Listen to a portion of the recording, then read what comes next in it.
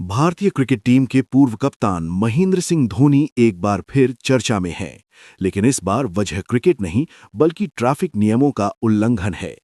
रांची के Kanke ring road पर Birsa agriculture university के पास उनकी लग्जरी कार ओवर स्पीड में दौड़ती पाई गई। इलाके में स्पीड लिमिट 60 किलोमीटर प्रति घंटा तय है, लेकिन ऑटोमेटिक ट्रैफिक मॉनिटरिंग सिस्टम के कैमरों ने कार की ज्यादा रफ्तार को रिकॉर्ड कर लिया। इसके बाद सिस्टम ने तुरंत 1000 रुपए का चालान जनरेट कर दिया। ट्रैफिक पुलिस के अनुसार शहर में लगे एटीएमएस कैमरे 24 घंटे ओवर स्पीडिंग और सिग्नल जंप जैसे मामलों पर नजर रखते हैं। बताया जाता है कि एमएस धोनी गाड़ियों के बड़े शौकीन हैं और उनके पास कई लग्जरी कार और सैकड़ों बाइक का कलेक्शन है। झारखंड सरकार की महत्वाकांक्षी मुख्यमंत्री मैया सम्मान योजना के तहत रांची जिले की लाखों महिलाओं के खातों में फरवरी माह की राशि भेज दी गई है। जिला प्रशासन के अनुसार 3,87,174 लाभुक महिलाओं को आधार आधारित डीबीटी के जरिए 2500 रुपये प्रति लाभुक की दर से भुगतान किया गया है। इस तरह कुल 96,79,35,000 रुपये सीधे बैंक खातों में ट्रांसफर किए गए हैं। इससे पहले जनवरी माह की राशि भी महिलाओं को दी जा चुकी है। रांची जिले के अलग अलग प्रखंडों और शहरी क्षेत्रों की महिलाओं को इसका लाभ मिला है। सरकार का कहना है कि ये योजना महिलाओं के आर्थिक सशक्तिकरण के लिए शुरू की गई है। विधानसभा चुनाव के दौरान हर महीने 2500 रुपये देने का वादा किया गया था, जिसे अब लागू किया जा रहा है। रांची नगर निगम ने शहर में संचालित धर्मशाला, विवाह भवन, बैंक्वेट हॉल, लॉज और हॉस्टल के खिलाफ सख्ती शुरू कर दी है। नगर निगम प्रशासक सुशांत गौरव की अध्यक्षता में हुई बैठक में इन संस्थानों के लाइसेंस आवेदनों की समीक्षा की गई। जांच के बाद कुल 10 आवेदनों में से 3 को शर्तों के साथ अस्थायी लाइसेंस दिया गया, जबकि 7 आवेदनों को मानकों का पालन नहीं करने के कारण खारिज कर दिया गया। कई जगहों पर बिल्डिंग प्लान की स्वीकृति नहीं होने, पार्किंग व्यवस्था और एंट्री एग्जिट की कमी पाई गई। नगर निगम ने साफ कहा है कि बिना लाइसेंस चल रहे लॉज और हॉस्टल पर सख्त कार्रवाई की जाएगी। साथ ही शहर में 4 नए आश्रय गृह बनाने की योजना पर भी काम शुरू कर दिया गया है। पश्चिम एशिया में जारी संकट के बीच अमेरिका ने भारतीय रिफाइनरियों को रूसी तेल खरीदने के लिए 30 दिनों की अस्थायी छूट दी है। इस फैसले को लेकर झारखंड की राजनीति में भी बयानबाजी तेज हो गई है। जहां भाजपा इसे रणनीतिक कूटनीति की सफलता बता रही है, वहीं झामुमो ने इसे अमेरिकी दबाव का नतीजा बताया है। पार्टी ने सोशल मीडिया के जरिए केंद्र सरकार और भाजपा नेताओं पर तंज कसते हुए कहा कि भारत की नीतियां अब विदेशी संकेतों पर चल रही हैं। झामुमो ने भाजपा नेता बाबूलाल मरांडी को भी चुनौती देते हुए इस मुद्दे पर खुलकर बोलने को कहा है। वहीं विशेषज्ञों का कहना है कि पश्चिम एशिया संकट के कारण अंतर्राष्ट्रीय बाजार में तेल की कीमतों में तेजी आई है। रांची जिले के बुढ़मू थाना क्षेत्र के हतनाई गांव में मानवता को शर्मसार करने वाली घटना सामने आई है। यहां एक मूक बधिर और मानसिक रूप से दिव्यांग लड़की के साथ दुष्कर्म किया गया। बताया जा रहा है कि पीड़िता जंगल में बकरी चराने गई थी, तभी गांव के ही युवक अमित मुंडा ने सुनसान जगह का फायदा उठाकर उसके साथ दुष्कर्म किया। घर लौटने पर परिजनों को घटना की जानकारी मिली, जिसके बाद मामला थाने पहुंचा। आरोपी ने पहले परिजनों को धमकाकर और पैसे का लालच देकर मामला दबाने की कोशिश की। पुलिस ने त्वरित कार्रवाई करते हुए आरोपी को गिरफ्तार कर न्यायिक हिरासत में भेज दिया है। पीड़िता का मेडिकल परीक्षण कराया गया है और आगे की जांच जारी है। हजारीबाग जिले के बड़कागांव थाना क्षेत्र के नापूखुर्द गांव में हुई हिंसक घटना का पुलिस ने खुलासा कर दिया है। इस घटना में 2 लोगों की मौत हुई थी और 6 लोग घायल हुए थे। जांच में सामने आया कि ये मामला आपसी रंजिश का था। पुलिस के अनुसार विकास कुमार और कुछ अन्य लोगों का पहले से व्यापार को लेकर विवाद चल रहा था। होली के दिन विवाद बढ़ने के बाद आरोपियों ने स्कॉर्पियो से लोगों को टक्कर मारी और फिर लाठी डंडे तथा लोहे के रॉड से हमला कर दिया। इस मारपीट में रोहित कुमार और प्रदीप कुमार की मौत हो गई। पुलिस ने इस मामले में 7 आरोपियों को गिरफ्तार कर लिया है और आगे की जांच जारी है। पाकुड़ जिले के माल पहाड़ी क्षेत्र में एक नाबालिग लड़की के साथ सामूहिक दुष्कर्म का मामला सामने आया है। आरोप है कि कुछ युवकों ने लड़की को जबरन हाईवा ट्रक में बैठाकर 2 दिन तक अलग अलग जगहों पर उसके साथ दुष्कर्म किया। घर लौटने के बाद पीड़िता ने परिजनों को घटना की जानकारी दी, जिसके बाद मामला पुलिस तक पहुंचा। पुलिस ने मामला दर्ज कर विशेष टीम गठित की और कार्रवाई करते हुए 3 आरोपियों को गिरफ्तार कर लिया। गिरफ्तार आरोपियों में दशरथ किस्कू, सकल टुडू और प्रधान मरांडी शामिल हैं। पुलिस ने घटना में इस्तेमाल हाईवा ट्रक भी जब्त कर लिया है। बाकी आरोपियों की गिरफ्तारी के लिए छापेमारी जारी है।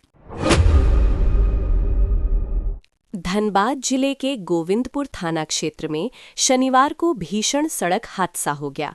गहरा मोड़ के पास तेज रफ्तार कार और ऑटो की आमने सामने टक्कर हो गई। इस दुर्घटना में 10 वर्षीय वंदना और 35 वर्षीय फूलमती देवी की मौके पर ही मौत हो गई। वहीं 2 से 3 लोग गंभीर रूप से घायल हो गए, जिन्हें इलाज के लिए SNMMCH अस्पताल में भर्ती कराया गया है। हादसे के बाद इलाके में अफरा तफरी मच गई और लोगों की भीड़ जुट गई। सूचना मिलने पर पुलिस मौके पर पहुंची और शवों को पोस्टमार्टम के लिए भेज दिया। फिलहाल पुलिस दुर्घटना के कारणों की जांच कर रही है। अंतर्राष्ट्रीय महिला दिवस के मौके पर जहां महिलाओं के सशक्तिकरण की बात की जा रही है, वहीं देवघर जिले की स्थिति कई सवाल खड़े कर रही है। आंकड़ों के अनुसार बाल विवाह के मामलों में देवघर पूरे झारखंड में दूसरे स्थान पर है। जिला समाज कल्याण पदाधिकारी के अनुसार जिले में करीब 49% मामले बाल विवाह की श्रेणी में आते हैं। पिछले 1.5 साल में बाल विवाह और बाल संरक्षण से जुड़े करीब 150 मामले सामने आए हैं। प्रशासन की ओर से आंगनवाड़ी, स्वयं सहायता समूह और पंचायत प्रतिनिधियों के माध्यम से जागरूकता अभियान चलाया जा रहा है। अधिकारियों का कहना है कि केवल सरकारी प्रयासों से नहीं, बल्कि समाज की भागीदारी से ही इस कुरीति को खत्म किया जा सकता है।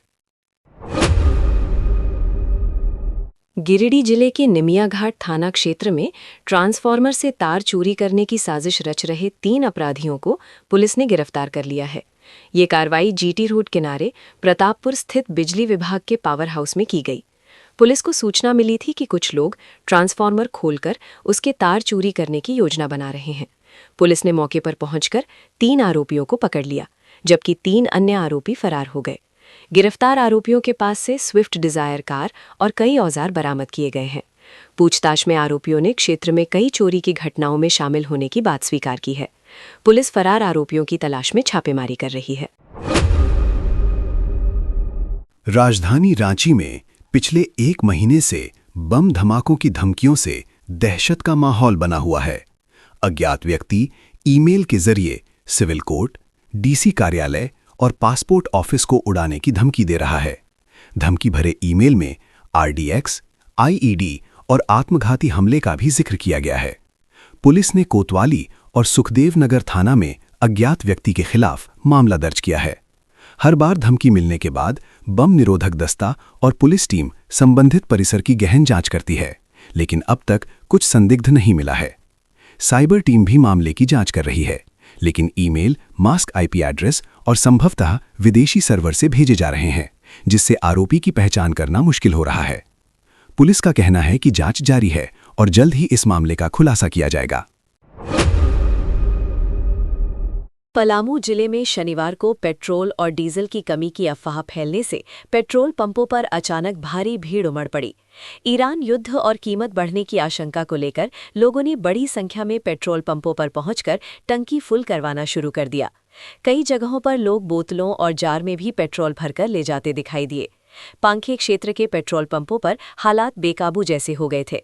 हालांकि पलामू पेट्रोल पंप यूनियन ने स्पष्ट किया है कि जिले में पेट्रोल और डीजल की कोई कमी नहीं है। यूनियन के अनुसार होली के दौरान कई पेट्रोल पंप बंद रहने और सप्लाई में देरी के कारण ऐसी अफवाह फैली। प्रशासन ने लोगों से अफवाहों पर ध्यान न देने और सामान्य तरीके से ईंधन लेने की अपील की है। घरेलू और कमर्शियल LPG सिलेंडर की कीमतों में क्रमशः 60 और 120 रुपए की बढ़ोतरी के बाद झारखंड में राजनीतिक बयानबाजी तेज हो गई है। कांग्रेस, राजद और झामुमो ने केंद्र सरकार पर महंगाई बढ़ाने का आरोप लगाया है।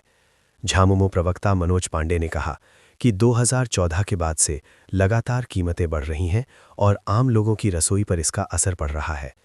कांग्रेस नेता लाल किशोरनाथ शाहदेव ने भी इस बढ़ोतरी को तुरंत वापस लेने की मांग की है। वहीं भाजपा प्रवक्ता अविनेश कुमार सिंह ने कहा कि अंतर्राष्ट्रीय परिस्थितियों और पश्चिम एशिया के तनाव के कारण कीमतों में बढ़ोतरी की गई है। उनका कहना है कि हालात सामान्य होने पर कीमतों में कमी की संभावना है। कोडरमा जिले के सतगावा थाना क्षेत्र में एक दर्दनाक सड़क हादसे में 35 वर्षीय संटू राम की मौत हो गई। बताया जाता है कि वे अपने भतीजे की शादी समारोह में शामिल होने के लिए गांव आए हुए थे।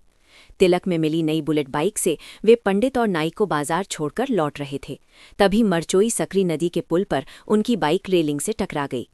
टक्कर इतनी तेज थी कि वे गंभीर रूप से घायल हो गए और अस्पताल ले जाने पर डॉक्टरों ने उन्हें मृत घोषित कर दिया। इस घटना के बाद शादी वाले घर की खुशियां मातम में बदल गईं।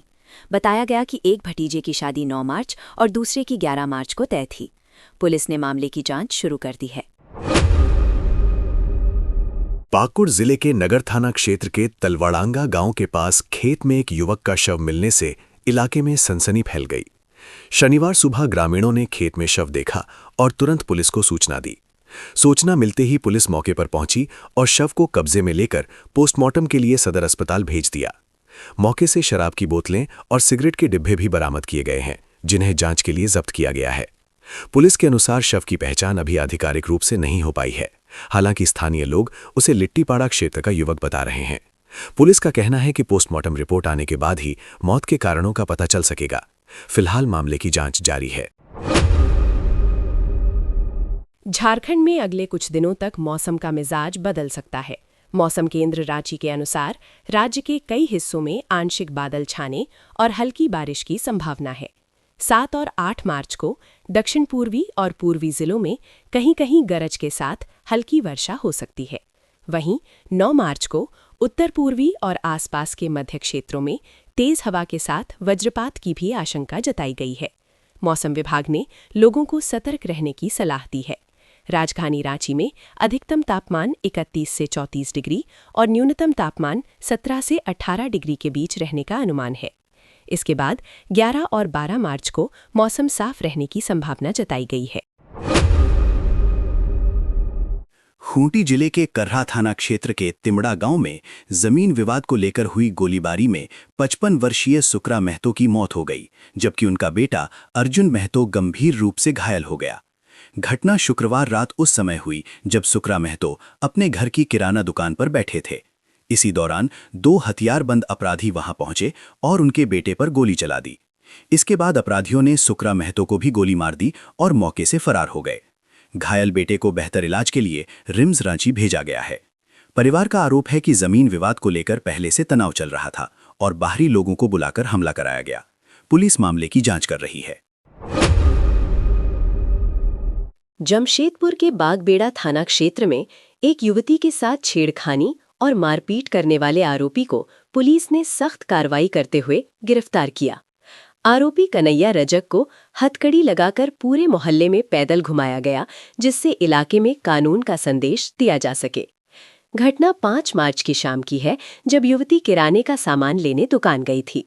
इसी दौरान आरोपी ने उसके साथ अभद्र व्यवहार किया और जलती सिगरेट से चेहरे को जलाने की कोशिश की। विरोध करने पर उसने युवती के साथ मारपीट भी की और दुकान में तोड़फोड़ कर दी। पूरी घटना सीसीटीवी में कैद हो गई, जिसके आधार पर पुलिस ने आरोपी को गिरफ्तार कर लिया। झारखंड में संचालित 108 एम्बुलेंस सेवा से जुड़े कर्मचारियों की समस्याओं को लेकर स्वास्थ्य विभाग ने महत्वपूर्ण बैठक आयोजित की। अपर मुख्य सचिव अजय कुमार सिंह की अध्यक्षता में हुई बैठक में कर्मचारियों के वेतन, सेवा सुरक्षा और अन्य सुविधाओं पर चर्चा हुई। बैठक में भारतीय मजदूर संघ और एम्बुलेंस कर्मचारी संघ के प्रतिनिधियों ने अपनी मांगें रखीं। कर्मचारियों ने निजी कंपनियों के माध्यम से संचालित व्यवस्था को समाप्त कर सरकारी व्यवस्था लागू करने की मांग की। अधिकारियों ने सुझाव दिया कि उन राज्यों के मॉडल का अध्ययन किया जाए जहां एम्बुलेंस सेवा सीधे सरकार के माध्यम से संचालित होती है। बैठक में कर्मचारियों की समस्याओं के समाधान के लिए जल्द कदम उठाने का आश्वासन दिया गया। झारखंड सरकार ने मंत्रियों, विधायकों और पूर्व विधायकों के लिए बेहतर स्वास्थ्य सुविधाएं उपलब्ध कराने का निर्णय लिया है। स्वास्थ्य मंत्री डॉक्टर इरफान अंसारी ने बताया कि अब उन्हें भी आईएएस और आईपीएस अधिकारियों की तर्ज पर चिकित्सा सुविधा दी जाएगी। इसके लिए नई नियमावली तैयार की गई है, जिसे जल्द कैबिनेट में मंजूरी के लिए भेजा जाएगा। नई व्यवस्था के तहत चिकित्सा खर्च की प्रतिपूर्ति और कैशलेस इलाज की सुविधा दी जाएगी। ये सुविधा all India services medical attendance rules की तर्ज पर लागू होगी। स्वास्थ्य मंत्री ने कहा कि कई विधायकों ने इलाज के दौरान आने वाली समस्याओं की जानकारी दी थी, जिसके बाद ये फैसला लिया गया। ये कदम जनप्रतिनिधियों को बेहतर स्वास्थ्य सुरक्षा देने की दिशा में महत्वपूर्ण माना जा रहा है। गोड्डा जिले के मेहरमा थाना क्षेत्र में पारिवारिक विवाद उस समय खतरनाक मोड़ ले गया जब एक युवक ने अपनी ही भाभी पर देसी कट्टा तान दिया। पीड़िका सुहागिन बेसरा ने 6 मार्च को मेहरमा थाना पहुंचकर लिखित शिकायत दर्ज कराई थी। शिकायत में बताया गया कि पारिवारिक विवाद के दौरान उनके देवर अगस्तिन मरांदी ने उन पर देसी कट्टा तानकर जान से मारने की धमकी दी। मामला की गंभीरता को देखते हुए पुलिस ने तुरंत केस दर्ज कर जांच शुरू कर दी। पुलिस अधीक्षक के निर्देश पर गठित टीम ने छापेमारी कर आरोपी को गिरफ्तार कर लिया। आरोपी की निशानदेही पर एक देसी पिस्टल भी बरामद की गई है। पुलिस का कहना है कि मामले की गहन जांच जारी है और आरोपी के खिलाफ कानूनी कार्रवाई की जा रही है। गुमला जिले में फाइलेरिया उन्मूलन के लिए चलाए जा रहे मास ड्रग एडमिनिस्ट्रेशन MDA अभियान के तहत अब तक 92.95% लोगों को दवा खिलाई जा चुकी है। उपायुक्त प्रेरणा दीक्षित के निर्देश पर स्वास्थ्य विभाग द्वारा शेष लोगों तक पहुंचने के लिए विशेष मॉपअप अभियान चलाया जा रहा है। इसके तहत स्वास्थ्यकर्मी घर घर जाकर लोगों को जागरूक कर दवा का सेवन करा रहे हैं। खासकर उन गांवों पर विशेष ध्यान दिया जा रहा है जहां पहले फाइलेरिया के मरीज मिले थे। अभियान में पीरामल फाउंडेशन सहित कई सहयोगी संस्थाएं भी जागरूकता और समन्वय में सहयोग कर रही हैं। जिला प्रशासन का लक्ष्य निर्धारित समय सीमा के भीतर 100% कवरेज सुनिश्चित करना है। अधिकारियों ने लोगों से अपील की है कि बीमारी से बचाव के लिए दवा अवश्य लें। रामगढ़ जिले के छुटूपालू घाटी में एक बड़ा सड़क हादसा होने से यातायात पूरी तरह प्रभावित हो गया। रांची से रामगढ़ की ओर जा रहा एक ट्रेलर घाटी के घुमावदार रास्ते में अचानक अनियंत्रित होकर पलट गया। हादसे के बाद सड़क पर करीब 4 किलोमीटर लंबा जाम लग गया और दोनों ओर वाहनों की लंबी कतार लग गई। ट्रेलर के पलटने से उसका अगला हिस्सा पिछले हिस्से से अलग हो गया और सड़क पूरी तरह बाधित हो गई। हालांकि इस घटना में किसी के हताहत होने की खबर नहीं है। सूचना मिलने पर पुलिस मौके पर पहुंची और क्रेन की मदद से ट्रेलर को हटाने की कोशिश शुरू की। प्रशासन एक लेन से वाहनों को निकालने की कोशिश कर रहा है, लेकिन जाम के कारण यात्रियों को भारी परेशानी झेलनी पड़ रही है। खूंटी जिले के कमांता डैम से 22 वर्षीय युवक आकाश पूर्ति का शव बरामद होने के बाद इलाके में सनसनी फैल गई। बताया जाता है कि युवक गुरुवार को अपने दोस्तों के साथ डैम में नहाने गया था, जिसके बाद वो अचानक लापता हो गया। जब वो देर तक घर नहीं लौटा तो परिजनों ने उसकी तलाश शुरू की और पुलिस को सूचना दी। पुलिस जांच के दौरान डैम किनारे युवक के कपड़े और मोबाइल फोन बरामद हुए। इसके बाद NDRF की टीम को बुलाकर सर्च ऑपरेशन चलाया गया। करीब 2 घंटे की मशक्कत के बाद टीम ने डैम से युवक का शव बरामद किया। पुलिस ने शव को पोस्टमार्टम के लिए भेज दिया है। वहीं परिजनों ने घटना को संदिग्ध बताते हुए हत्या की आशंका जताई है और निष्पक्ष जांच की मांग की है। धनबाद रेल मंडल में CBI ने बड़ी कार्रवाई करते हुए वरीय मंडल विद्युत अभियंता संजीव कुमार को 50,000 रुपए रिश्वत लेते रंगे हाथ गिरफ्तार कर लिया।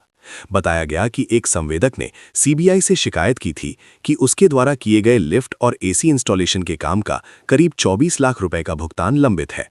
भुगतान कराने के बदले अभियंता द्वारा रिश्वत की मांग की जा रही थी। शिकायत की जांच के बाद CBI ने जाल बिछाया और DRM कार्यालय में छापेमारी कर आरोपी को रिश्वत लेते हुए पकड़ लिया। कार्रवाई के दौरान कार्यालय में हड़कंप मच गया और कई कर्मचारियों में अफरा तफरी का माहौल बन गया। CBI की टीम आरोपी को हिरासत में लेकर आगे की पूछताछ कर रही है।